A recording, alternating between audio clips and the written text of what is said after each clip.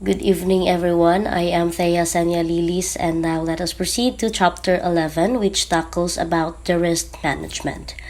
Risk management is the systematic approach of identifying, analyzing, and controlling risk that could lead to undesirable outcomes. It involves risk planning, assessing risk areas, and monitoring risk for any necessary adjustments. Think of risk management like a safety net. It's a methodical way of spotting potential problems before they happen.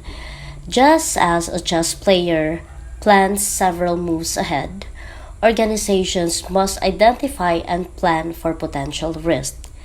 The monitoring aspect is like having a security system that continuously watches for threats and allows for quick responses when needed. Next, we have the importance of risk management. Risk management is a crucial skill for corporate governance and essential for organizations from small businesses to large corporations. Second, effective risk management minimizes the probability of unwanted events and optimizes opportunities. And lastly, it is especially vital in today's globalized, fast paced business environment, dealing with risk from globalization, technology, and corporate scandals. Consider this like insurance for a business's future.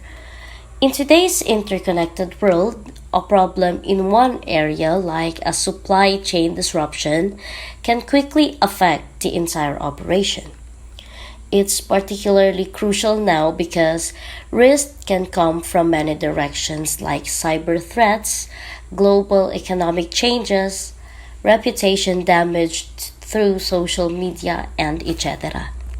And now let us proceed to the basic principles of risk management or the ISO standard. First, we have this ISO 31000 standard.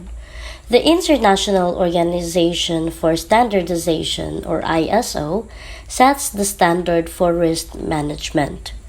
This process involves the identification, assessment, and prioritization of risk, followed by resource allocation to control this risk.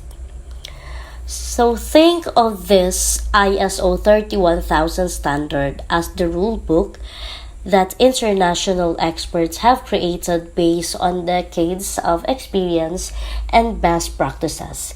It's like having a universal language for risk management that organizations worldwide can understand and follow. And now we have the key principles of risk management. First key principle, we have this create value. Resources spent on risk mitigation should result in benefits exceeding the cost of inaction. So this create value means that spending 1 peso on prevention should save more than 1 peso in potential losses. Second key principle, we have this address uncertainty. In addressing uncertainty, it is like preparing for both rain and sunshine on a hiking trip. Third, we have this dynamic and adaptable. The risk management process should be iterative and responsive to change. This means being flexible like a tree that bends in the wind rather than breaking. Fourth key principle, we have this informed decisions. Use the best available information and human factors. In informed decision, this can combine the data with human experience and intuition. And lastly, we have the structured process. The approach should be structured, periodic, and systematic. In structured process, this ensures consistency like following a recipe every time you cook. And now let us proceed with the process of risk management. First, we have establishing the context, identifying the domain of interest, planning the process, and defining objectives and stakeholders. So, establishing context, this is like drawing a map before starting a journey. You need to know where you are, where you're going, and what's important to protect. Second is risk identification. Potential risks are identified using several methods, including objective based, scenario based, taxonomy based, and risk charting techniques. In risk identification, similar to a doctor's diagnosis process, using various methods to identify potential problems before they become serious. Third, we have the risk assessment. Once risks are identified, their severity and likelihood of occurrence are assessed to make informed decisions on handling this risk.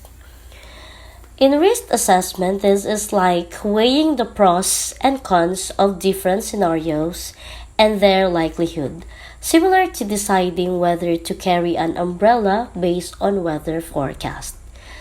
Lastly, we have the risk mitigation. Develop and apply measures to reduce or manage the identified risk using available resources. So, taking action to reduce risk, like installing airbags in cars, you hope you never need them, but they are crucial to have. And now let us proceed to the elements of risk management. So, first element is the identification of threats. So, in this element, it is like a security guard watching for suspicious activity. Second element is the assessment of vulnerabilities. So, in this element, it is finding the weak points in your system, similar to checking your house for possible entry points. Third element is the risk determination. So, in the risk determination, this is calculating both how likely something is to happen and how bad it would be if it did, like assessing whether to invest in flood protection based on location and historical data. Fourth element is the risk reduction. So, in risk reduction, it is taking specific actions to minimize risk, like installing fire alarms and sprinklers. And last element, we have this prioritization. So, focusing resources where they're most needed, like treating the most serious medical condition first in an emergency room. So that ends for my part, and now let us proceed to our next reporter. Good day, everyone.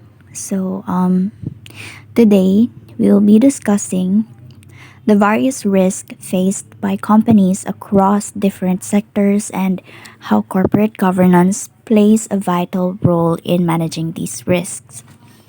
Understanding these risks is very crucial for ensuring that the company remains sustainable and profitable while protecting investors' interest. So I'll break this down into sections, focusing on liquidity management, purchasing power, market, operational, financial, and institutional risks. So let's dive in. Let's start with liquidity risk. Now, liquidity is the ability to quickly convert an asset into cash without significant price loss. For example, government treasury bills are highly liquid. You can sell them almost immediately with minimal concessions on price, making them a low risk investment in terms of liquidity. On the other hand, ordinary equity shares, stocks that trade on markets, are more complex. Liquidity varies depending on the market. Some shares are actively traded, meaning they can be sold relatively easily. However, in a thin market where few shares are available or trading interest is low, liquidity risk increases significantly. In such markets, the difference between the buy price and the sell price, or also called the price spread, can be large, and investors may incur higher cost to sell their shares. Companies, of course, must manage this risk carefully, ensuring that their shares remain attractive and easy to trade for investors. Next, now let's talk about management risk. The decisions made by a company's management team have a direct impact on the company's performance and, by extension, on investors' risk. For example, management choices around product innovation, product methods, and business strategies, it plays a crucial role in either mitigating or exacerbating risks. Corporate governance comes into play here by ensuring that management decisions are transparent, well thought out, and aligned with shareholder interest. Let's say poor decisions such as risky acquisitions or inadequate risk assessments can significantly increase the risk profile of a company. In the corporate world, strong governance structures must ensure that the board of directors supervises management effectively, holding them accountable for key decisions. Okay, next, purchasing power. Purchasing power risk refers to the impact of inflation or deflation on the real value of an investor's returns. For instance, when inflation rises, the purchasing power of the returns on an investment decreases. This means that even though you may earn a certain nominal return, the actual value of that return in terms of what you can buy is lower. This is especially relevant for investors in peso denominated assets like bonds or savings accounts. If inflation outpaces the return on these assets, the real rate of return may be negative, eroding the investor's wealth over time. So, corporate governance needs to ensure that inflation risks are factored into financial strategies, particularly when making long term investment decisions. Now, let's explore market risk, specifically in manufacturing, trading, and service sectors. First, product risk. The complexity of a product, its potential obsolescence, and the effectiveness of research and development can all pose risk. If a company fails to innovate or if its products become obsolete, its market position can quickly deteriorate. Additionally, issues with packaging or the delivery of warranties can hurt customer satisfaction and loyalty. 2. Competitor risk. Companies also face risks from competitors. Pricing strategy is key here. So, if competitors offer lower prices or better value, the company risks losing market share. Similarly, failure to adopt an effective market strategy can lead to declining revenues. Corporate governance must ensure that competitive strategies are aligned with long term growth and market sustainability. Next, operational risk.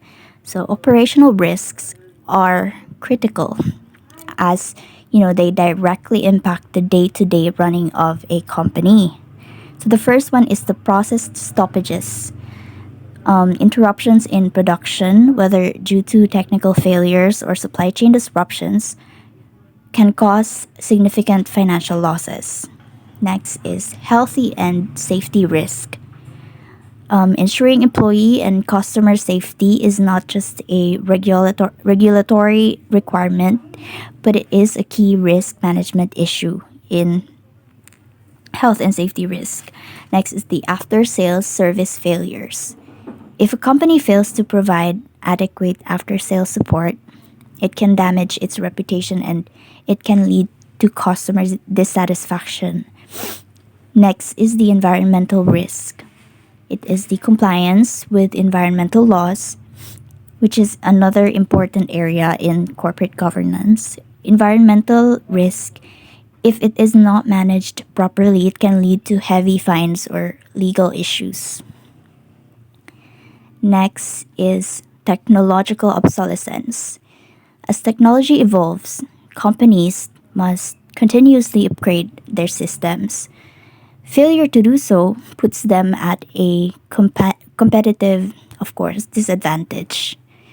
Next is the integrity risk.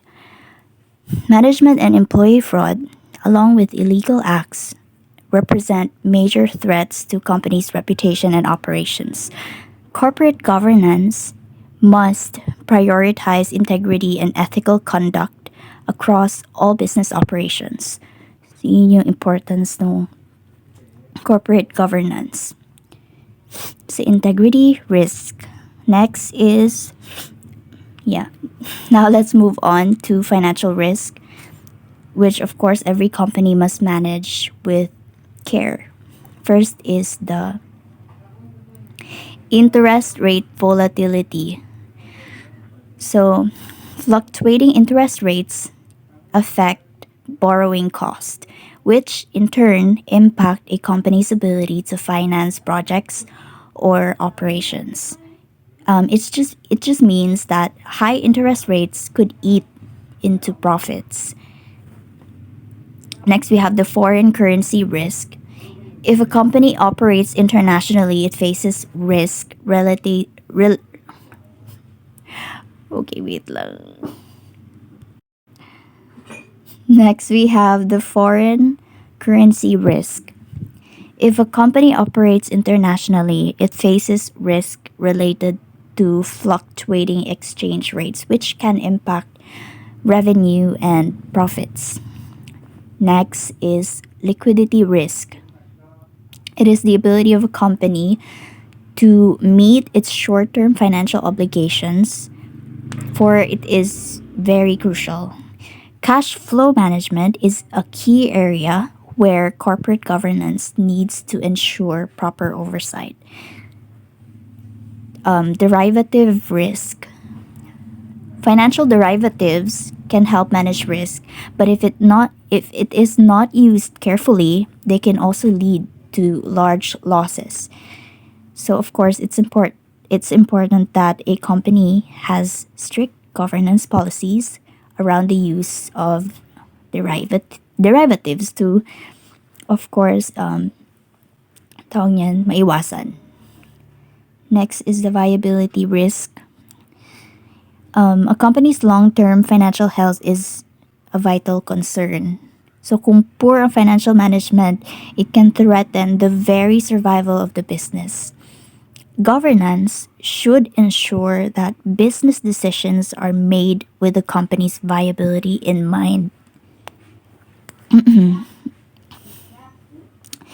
Next, we have the risk in financial institutions. So we'll examine risk specific to financial institutions which face another unique set of challenges. First is the financial risk.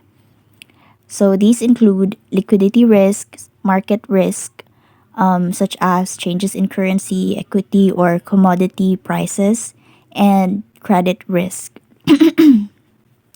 For example, a bank could face serious problems if it issues loans that aren't, repaid, bayaran.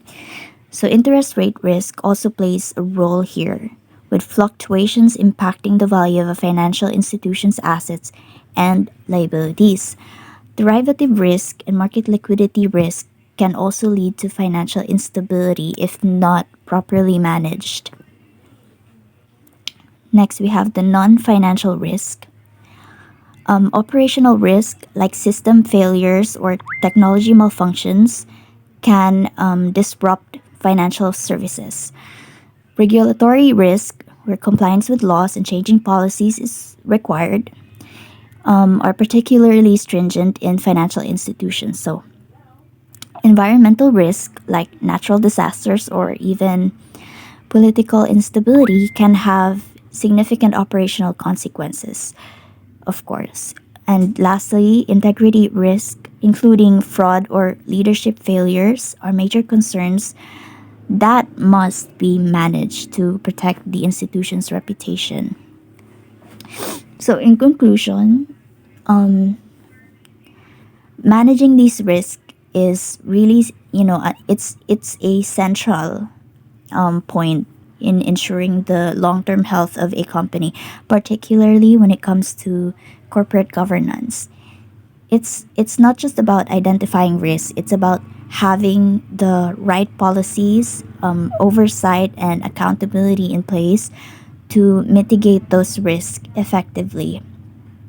So that's all for my discussion. Thank you for joining me today, and I hope this discussion provides clarity on how crucial it is for corporate governance to keep this risk in check. Good evening, everyone.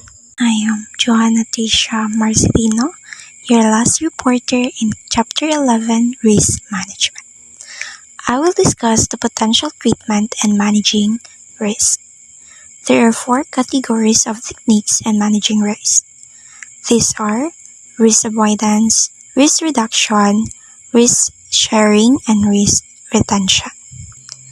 Potential risk treatments. First is risk avoidance. It is an activity where you avoid doing because of its consecutive risk. An example of this is, ayaw mo mag-business because managing a business have a risk. There is a belief that there is no pain, there is no gain. While you avoid the risk, you also avoid the potential gain if you have the courage to take that risk. Second is risk reduction.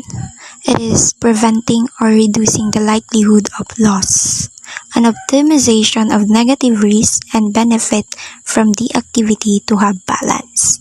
For example, outsourcing of products from China.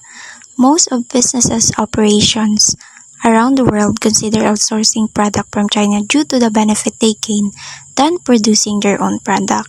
The benefit of it includes low cost due to the low wages of workers and established facilities for production of products. Third is risk sharing.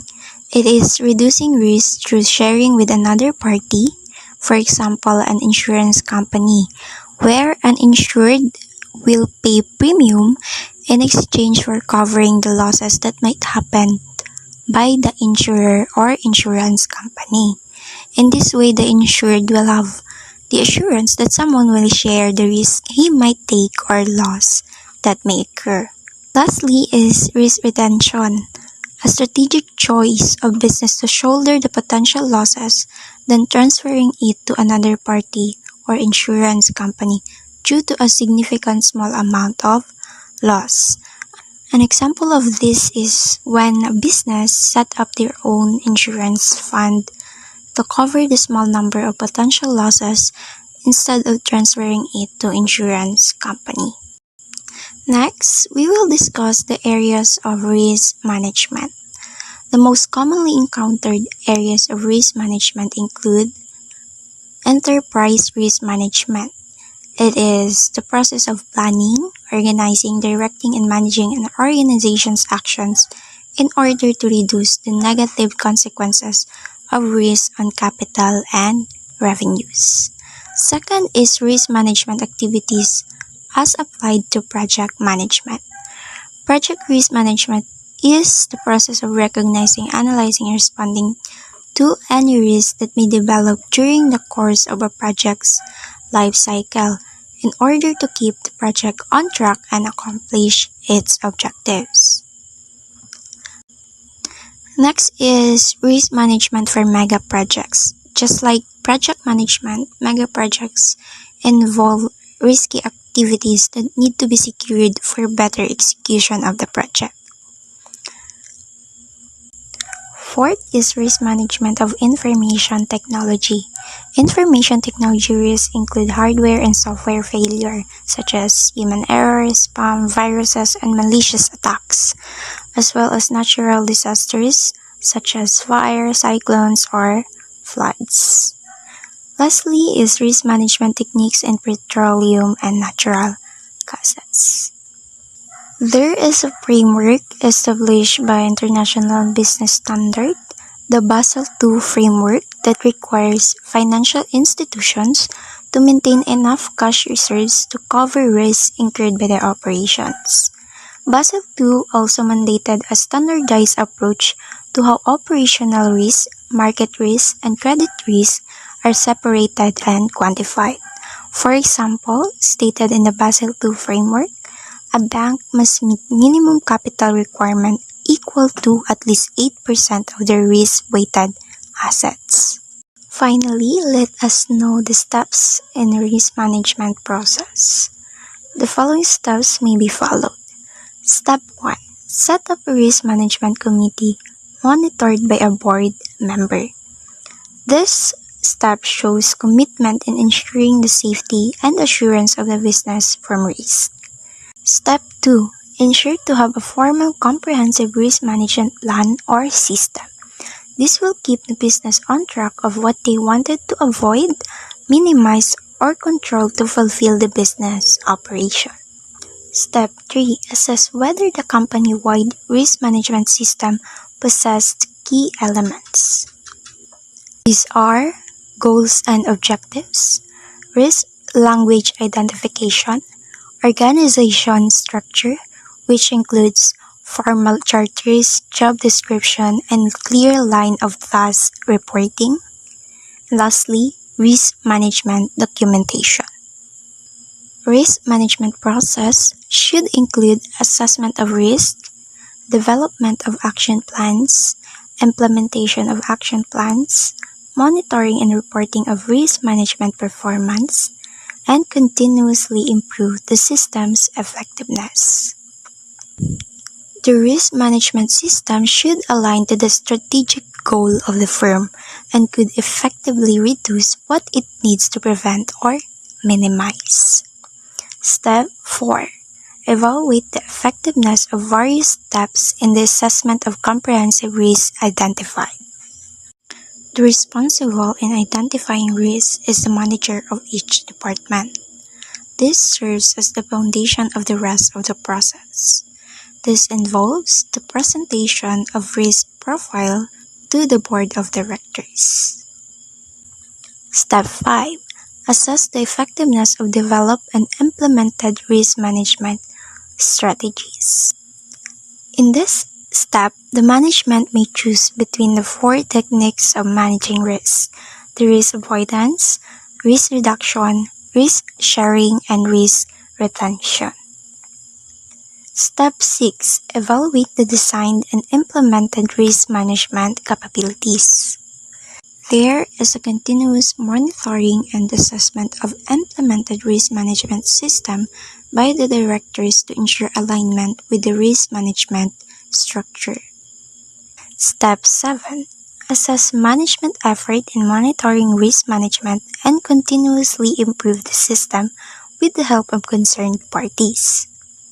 Risk management performance is monitored by stakeholders to adjust with the dynamic environment. Step 8. Ensure communication of results and feedback to all stakeholders. Ensuring awareness of management to the threat of risk is crucial to obtain the risk management vision. Step 9. Assess regularly the level of complexity of risk management system. Step 10. Employ experts for an effective and efficient result of risk management system. That concludes our report, Chapter 11, Risk Management. Thank you for listening and God bless.